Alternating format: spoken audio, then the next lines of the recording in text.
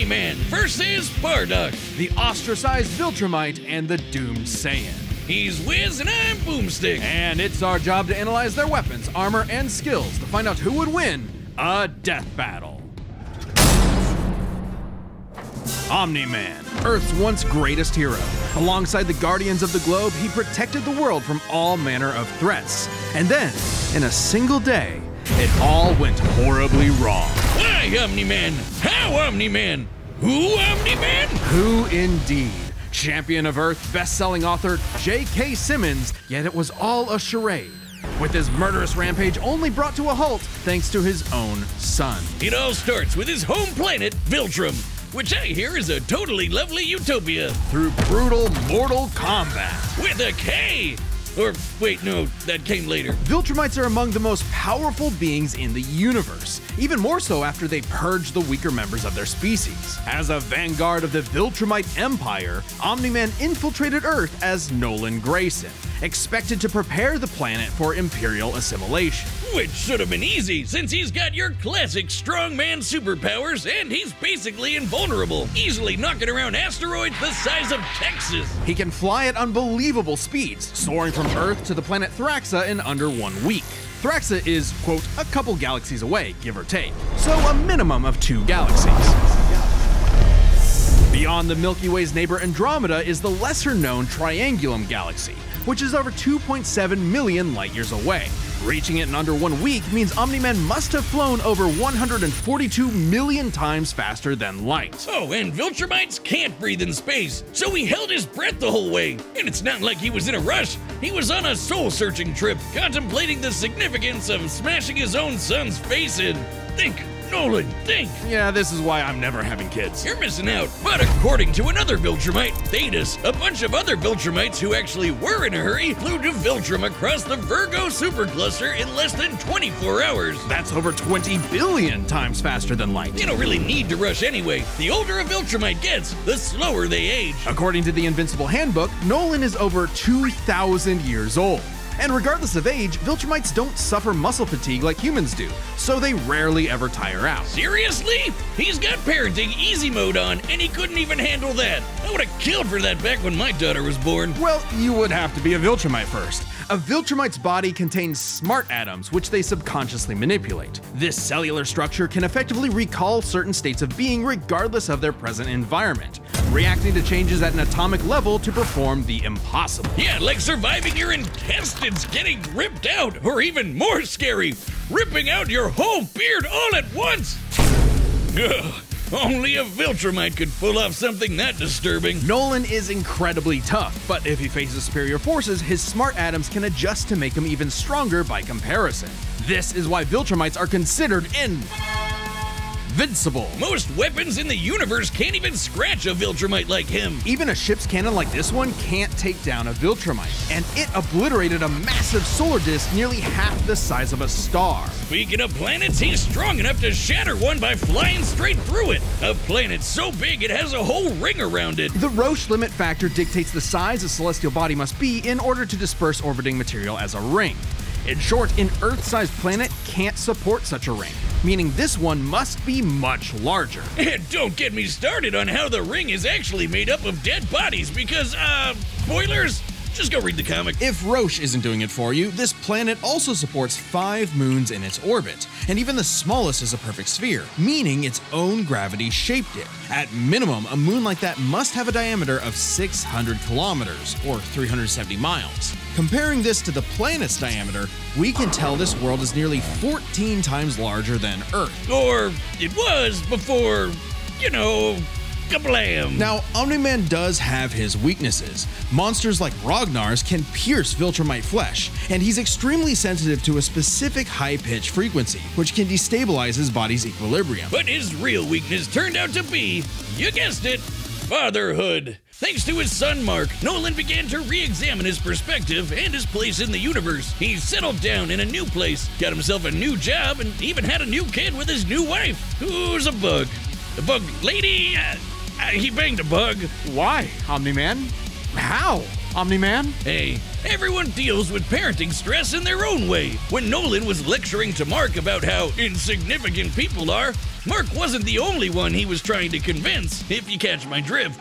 Nolan Grayson's real mission isn't planetary conquest or saving the innocent. It's to discover if a violent man who can break the world can also be a good father. Godspeed, Omni-Man. In the far reaches of the cosmos laid a world with a people like no other, born and raised to do just one thing: fight. The Saiyans, a proud warrior people from the planet Vegeta, ruled by, King Vegeta. Well, narcissist bunch. Exactly. Their pride blinded them to the truth of their impending doom. But perhaps one Saiyan represented the best of them, even during their waning glory days. Bardock! He's cool, he's crude, he's got a bad attitude, and if he goes apeshit, you're totally screwed. And guess what? He's father of Goku. Oh wow, I never would have guessed. Right? What a curveball. So what does that make Turles? Who? Bardock was a cold-blooded killer, ruthlessly conquering planets in service to the Saiyans' true overseer, Lord Frieza. They didn't just conquer planets, they wiped out every living thing, leaving Frieza uninhabited rocks to sell away. Bardock was an asshole. Well, until he wasn't. Bardock's story has evolved over the years, with multiple iterations to draw from. Including one where he's a brilliant scientist. But only one is considered officially canon. Bardock's demeanor began to shift when he met and eventually married fellow warrior Guinea, and had two sons, Raditz and Kakarot. No, Bardock didn't go totally soft. He was still a ruthless warrior. You know that iconic red headband of his? It's stained with the blood of his fallen friends. Hardcore! Bardock could fly, move faster than light, and was naturally adept in using his ki as an explosive weapon. AKA shooting lasers from his hands! True to his brutal screw-you nature, Bardock's moves are all about overwhelming power. His final spirit cannon is like a ki-powered bazooka. His rebellion hammer punch ignites enemies on contact, and his rebellion spear basically turns him into a supercharged battering ram. The guy has no chill. He will run you over, break your spine, light you on fire, and then move on to the next guy. All in a day's work for a Saiyan. Marriage didn't change that. While Bardock cared for Guinea, in fact being one of few Saiyans of his time to actually have a romantic partner, he was still no family man. Like most Saiyans, he saw his sons as nothing more than future soldiers. Bardock was a low-class warrior, so it was unlikely his kids would grow up to be anything more than battlefield fodder. But they would still possess the Saiyans' power, a transformation that was the key to their planetary devastation. Big Monkey! Under the light of a full moon, a Saiyan with a tail manifests the Uzaru. This great ape form increases Bardock's power tenfold, turning him into an unstoppable kaiju. Quick, someone call Yajirobe! While some Saiyans can maintain control over this berserker form, low-class warriors like Bardock don't receive the same level of training as those of higher birth. Prince Vegeta's control is so precise he can speak while changed, but Bardock cannot. Hell, it's questionable if he even remembers everything that happens when he goes full tilt gorilla. The Saiyan strategy is pretty much just monkey see, monkey smash. Despite being low-class, Bardock's power level nearly matched that of King Vegeta, who could destroy multiple planets at once. At about this time, King Vegeta's power level was around 10,000. Yeah, we know power levels are kinda janky. Nobody can agree on what the number really means. Outside of his fight with Gas, Bardock doesn't really show any high-end feats in canon, but we can use power levels to compare him to other characters with similar levels to better understand his potential. Like when his son fought Prince Vegeta. What's the scouter say about his power level? It's over 8,000! Yeah, the dub changed it to fit Vegeta's lip flaps, but we only cover the cold hard truth, damn it! According to this movie pamphlet, Goku's power level between his fight with Vegeta and his trip to Namek was 10,000. This lines up with that previous reading and puts him on par with Bardock. Goku's training during the trip eventually raised him to 90,000 upon arrival, but this gives us a clear window. Yeah, early in the trip he had to dodge a bunch of incoming asteroids and blast his ship away from a star, which is impressive considering the speed involved. The planet Namek is outside Earth's quadrant of the universe, and it took his ship 6 days to make the journey. Traveling a quarter of the universe's diameter would put the ship over 9.5 trillion times the speed of light. And Goku would have had to keep up with that kind of speed to do all that other stuff. Makes sense given far weaker characters could reach the moon in a fraction of a second. should be trivial enough for Bardock. All this speed and power meant when Bardock and his team assaulted the planet Cereal, they went, cheerio! Bardock ravaged the planet, annihilating its people, until he found two survivors, a mother and her child. Some may call it weakness, others a moment of clarity, but Bardock was suddenly reminded of his wife and recently born son. He chose to spare the two, and even pushed himself far past his limits to protect them from his own Frieza Force allies, who taunted that Frieza had dire plans for the Saiyans' future. This moment changed Bardock, making him more appreciative of his family and cautious of Frieza. When all the Saiyans were called back to planet Vegeta for mysterious reasons, he had a hunch something was up. So before his final stand, smashing through hundreds of soldiers before coming face to face with the tyrant, he sent his youngest kid away for protection.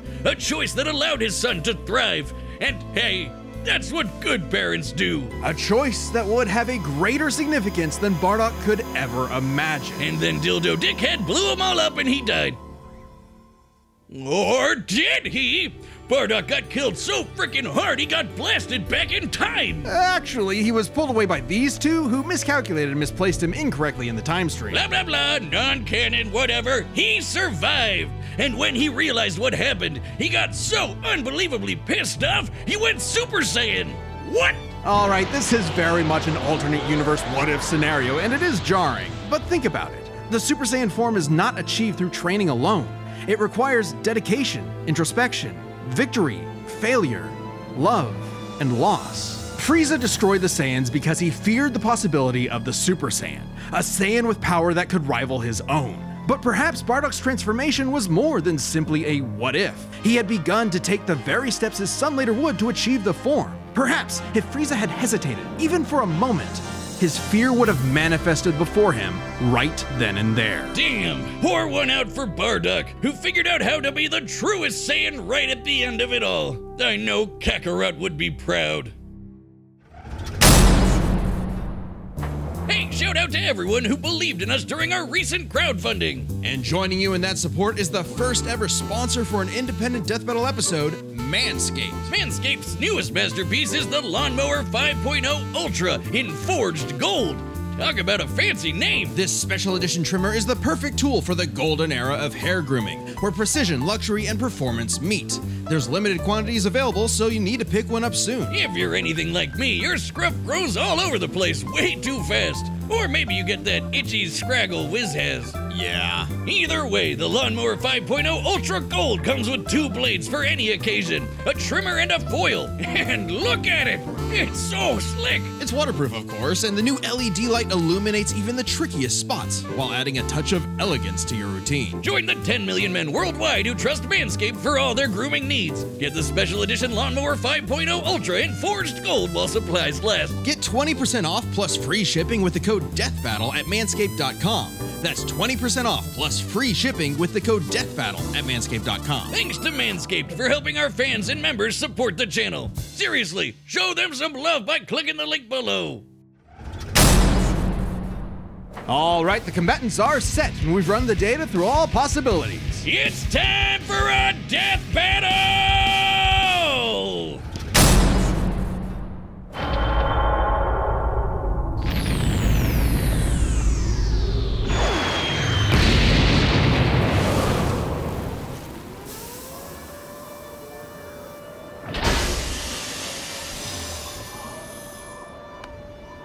Great. Another gross bug planet.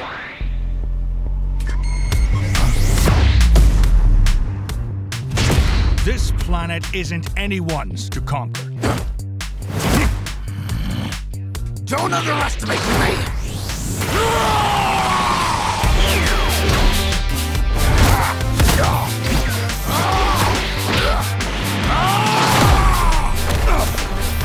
Just like my son, sticking his nose in places he's not ready for.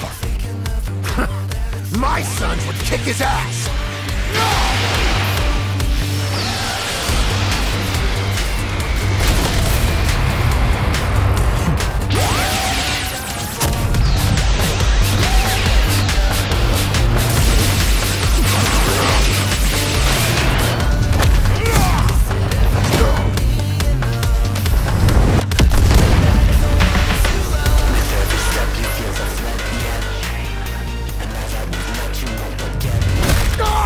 Whatever you are, you're an embarrassment.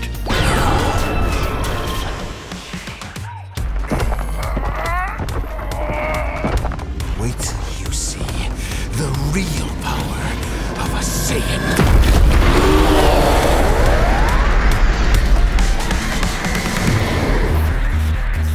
Am I supposed to be impressed?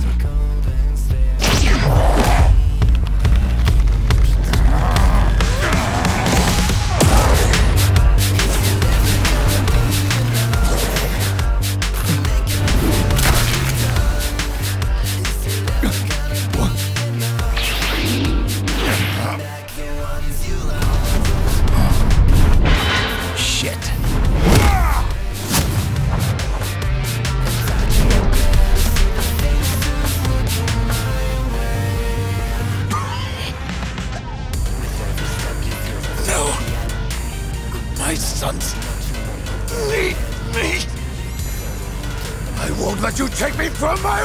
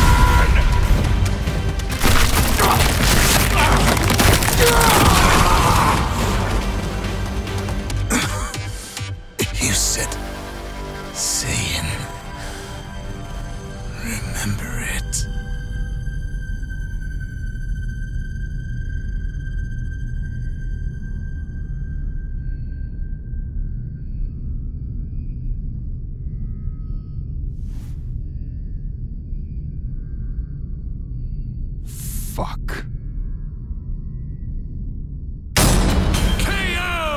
Okay, these Gokus have got to stop picking fights with guys in capes. Pitting Saiyan against Viltrumite is fascinating. Among the many similarities, 5 specific categories stand out. Starting with speed.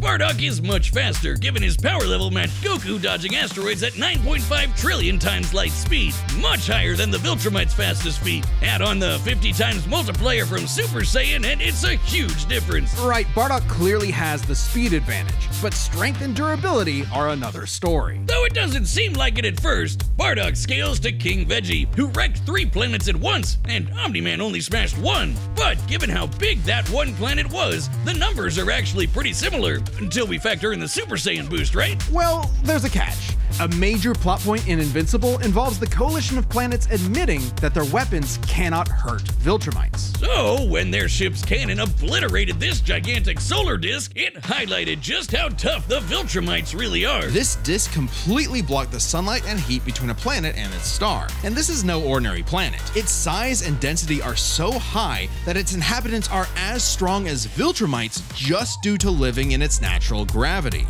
To fully block the light to such a planet and remain in consistent orbit, the disk would need to be positioned at its L1 point, the spot that creates an uninterrupted view between sun and satellite, and the disk itself must be about half the diameter of the star in question. This means the scaling of the disk puts it at 3 septillion tons. That's 24 zeros! Which makes Omni-Man over 11,000 times stronger than base Bardock. Not even the Great Ape or Super Saiyan forms could make up that difference. So strength goes to Nolan. Still, numbers aren't everything. As far as versatility in combat goes, neither had one distinct advantage that could win outright. Omni-Man survives in space for much longer, but Bardock barely squeaks out the edge here thanks to his ranged versatility with key attacks and, of course, Super Saiyan. Okay, let's address the Super Saiyan Bardock thing. It's perfectly fair to question whether or not the form should be in this comparison at all.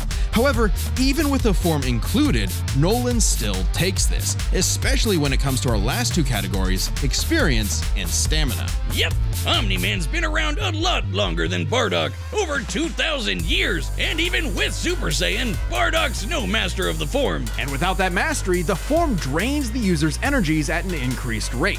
Which brings us to what may be Omni-Man's most surprising advantage. Those weird smart atoms. Saiyans like Bardock can fight for days on end, but only for so long. Bardock possesses a limited pool of ki, which only depletes faster when using super forms like the Great Ape. In contrast, Omni-Man's biology prevents him from tiring in most cases, letting him travel across whole galaxies for weeks non-stop. And his smart atoms adjust to counter whatever physical strain he's subjected to. Bardock's crazy speed and power made him a real challenge. But Nolan's strength, experience, and sheer endurance presented an unstoppable and unshakable force that would inevitably land the killing blow. When push came to shove, Omni-Man raised the Bardock. The winner is Omni-Man. Next time on Death Battle.